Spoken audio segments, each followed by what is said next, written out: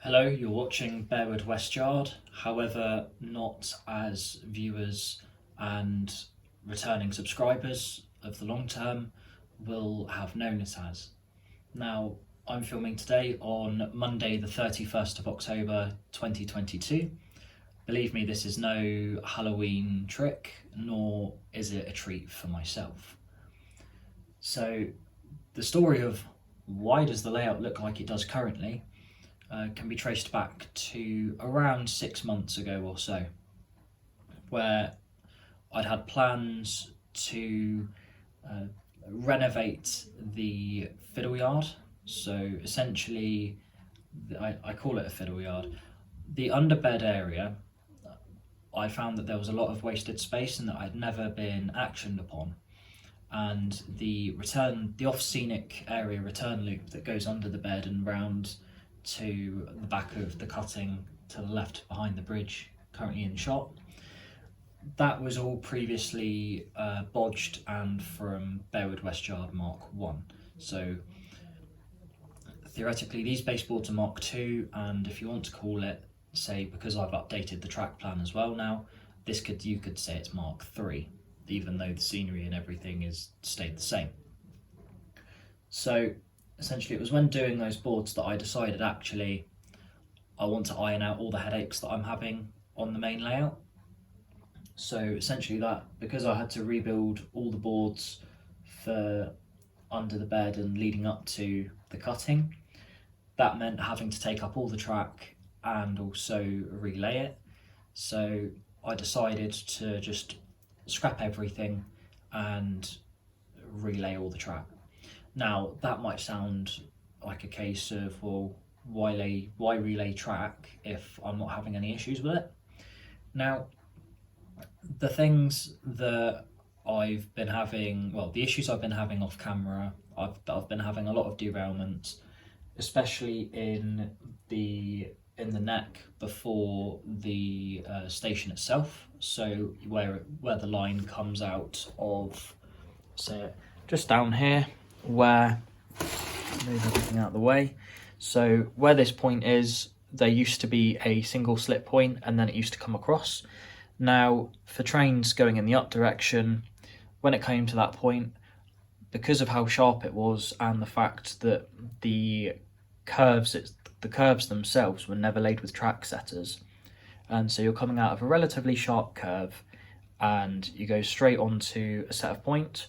Now, what would happen quite often is on one of the wagons in a long consist, it'd get caught, it would derail, and it would then drag up onto the platform before I could hit the emergency stop button on the DCC command station. So what I've decided to do there is I've also been having other derailments in other areas, such as down on that corner as well. So what I've decided to do was, I thought, sod it, I'll just rip everything up and I'll redesign the track layout and just make it fit so that it works and it's functional. I'm still currently in the testing stages, so with this, so although I'm getting a bit ahead of myself now, I am currently soldering everything up, as I have tested the main lines and I've got a few bits to iron out there, a few issues there. However, I'm not rushing everything like I was previously. So, and I'll put that back down. So essentially previously, when I built that out and did all the track work, I was very inexperienced. I'd say that I still am, however, I've learned an awful lot. So essentially I did everything without track setters and a 6-foot weigh gauge, and that bit me in the bum in the long term because of the derailments that I was having. And yeah, the curves were all over the place. One moment they'd be nice and gentle, and then they'd go really sharp mid-curve, and then they'd go gentle again. And I just wanted to iron out that all out. And yeah, so along with that, so I decided to take it all up, and then there are also some techniques such as sleeper respacing and super elevation that it was only after I'd been ballasting and done all the ballasting on the layout that I thought actually that would be really cool to have. However, for the efforts that I'd made, I didn't. I'd always said that that would be a thing for the next layout, and because of where I am, because of what's happened, I've decided to incorporate that into the updated layout. So that's one of the reasons why this has taken so long, and I've respaced all of the mains, everything in the yard, that's all respaced, and I've also started super elevating the main lines as well, just on the curves. Nothing too sharp, however, on the curve that leads into the station, just behind the set of points here, where the can is, I should probably move that out of shot. I need to take that down a little bit, mainly because I found that I've had some class 66s and 37s decide that they want to derail on the points because the super elevation is a little bit too much. So it's trial and error with that, and just getting things right. It's, at the end of the day, nothing's ever going to work first time. So yeah, because of the whole single slip point going onto the mains not working, that's why I now have this Y point and left hand curve on the mains.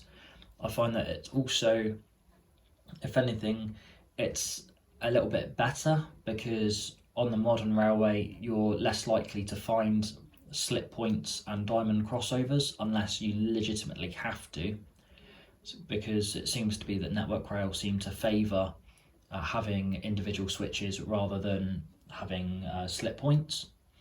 So in terms of that, I find that works, and also a lot of the trains going from the yard onto the down main, which is where it goes to, they seem to get on a lot better with that, a lot less derailments coming out of the yard.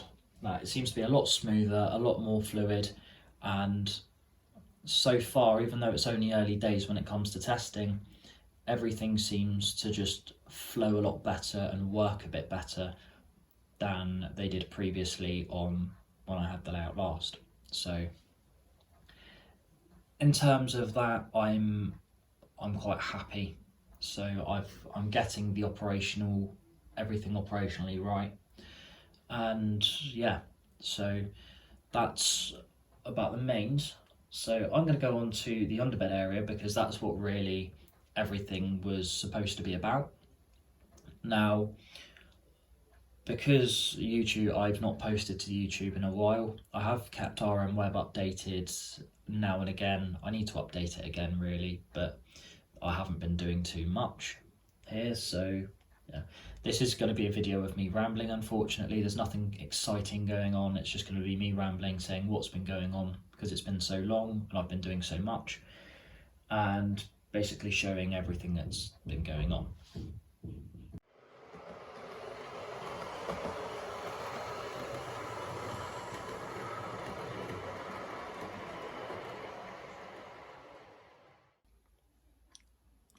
The other issues that I was having when I say about how things were just made to fit and haven't lasted future-wise is the yard crossover.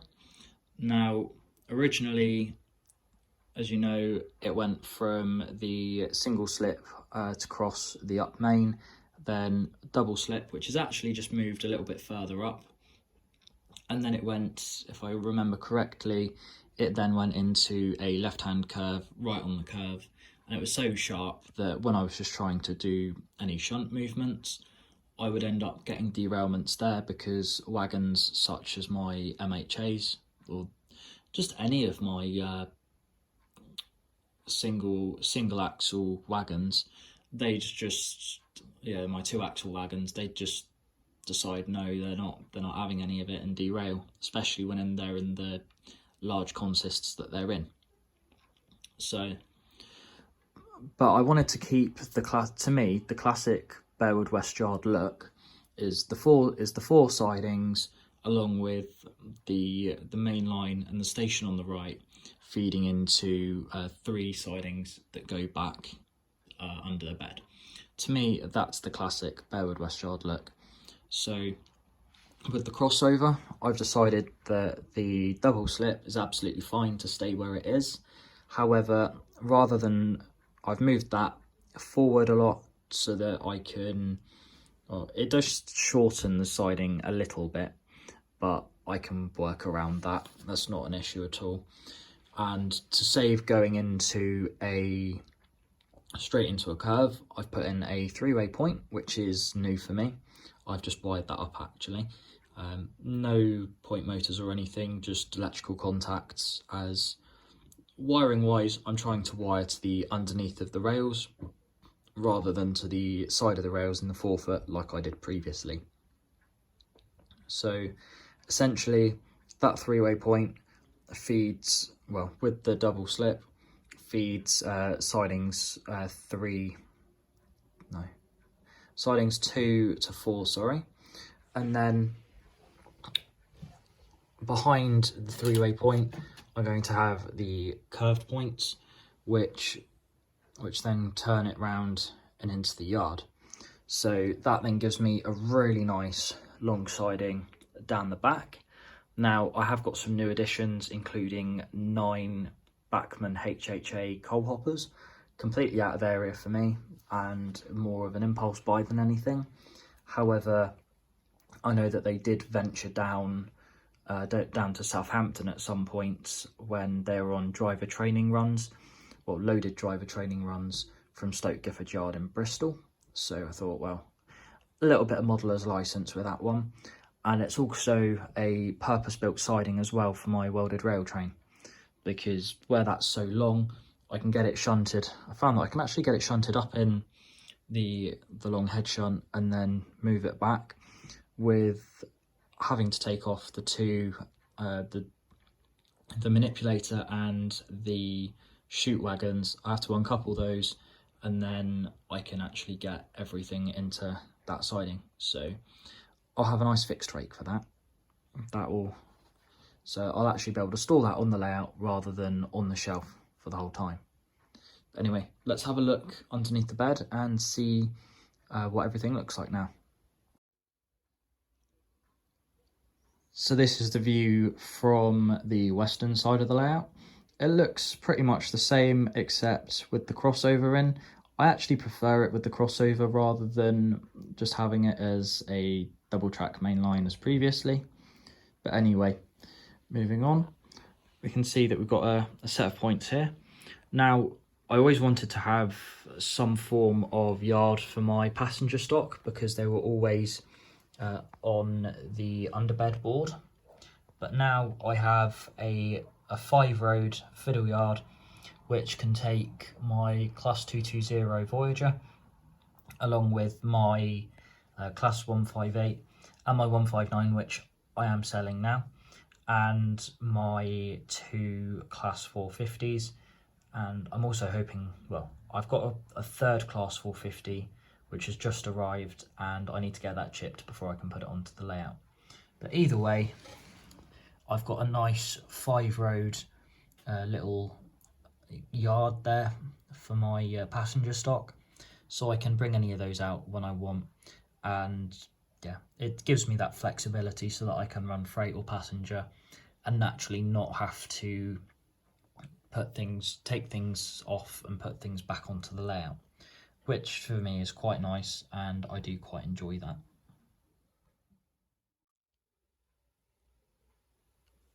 Excusing all of the mess, I now have a 11-road marshalling yard or fiddle yard, whatever you want to call it. So this will now enable me to store a lot more trains than what I had previously, because previously I only had 3 long sidings which had run round loops, whereas now I've got the siding on the far left is the head shunt for the welded rail train siding. So that's the one that goes up closest to the hard standing area. And then in from that one, so roads 2 to 6, they're for the middle siding, and then roads 7 to 11, which 8 to 11 are currently occupied. Those are all fed by the line closest to the main lines. So currently I've got the mattress off, but you can see that I've got a load of the Acura scale CDAs, and my HHAs are actually now, they're in 2 sidings, but you can kind of see how it all goes. And then the main lines just run through the middle between the underbed yard and the unit storage area. So it just works really. It's all, that's kind of like, I've got a few wagons off at the minute, but yeah, essentially that is pretty much how it all fits and works.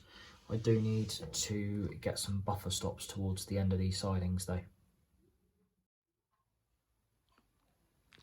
In terms of layout wiring, there was a electrical box just above the SR Quiet Please sign. However, I've taken that down because it's just, I'm not doing all that again. And I found that on Amazon, I saw advertised, there were a load of these little bus bars. Now, although it was a bit of an investment, these with a load of crimp connectors and that will enable me to have nice short feeder wire runs, and then I can just have a crimped wire, crimped at each ends, running between that set of bus bars and another set. So I've got a load of these around the layout at different points to enable me to have a nice number of connections and not be too limited as to how many wiring points I can have, because previously I was only able to have 16 points wired, whereas now I can have well and truly double to triple that, as I'm going to need in the underbed yards, definitely. But yes, so that is a very, very makeshift in situ layout update as to the position that the layout is in currently, and as to where I am and what's been going on. So I'm not expecting the layout to be fully operational until at least January, February. That's being optimistic. My shift patterns are helping at the minute because I am able to spend a few days over here at a time, and it's just a case of being able to get everything to work, to be right, and then hopefully I'll be able to run some trains on the main line, even if it's just a pair of trains on the main lines, and just having another loco just on idle in the yard or something like that. I'll get something up around Christmas time. So that's the state of play with the layout currently. It's been a hard watch. I know it's been a chore to film this. However, I've been meaning to get something up on YouTube now for a little while, and I kind of felt that this was the right time to do so. I had been filming in situ right up until I started to cork the layout, and then I just lost the motivation to do so, and that was back in August. And it was just so much to edit as well. There was just no point. So anyway, I'm going to leave it there, and if anyone has any questions, then feel free to leave a comment and I'll get back to you as soon as I can. So yeah, thank you very much for being patient with me while I go through this. Well, it's going to be a long road with this layout at the minute, but I will get there, and it will be the version of Bearwood West Yard that I've never knew that I wanted, but the effort and the pain will be worth it, I'm sure. So anyway, thank you very much for watching. If you've got any questions, like I just said, then just chuck me a comment below and I'll get back to you as soon as I can. But yeah, anyway, thank you very much for watching. I'll see you in the next video, whenever that may be.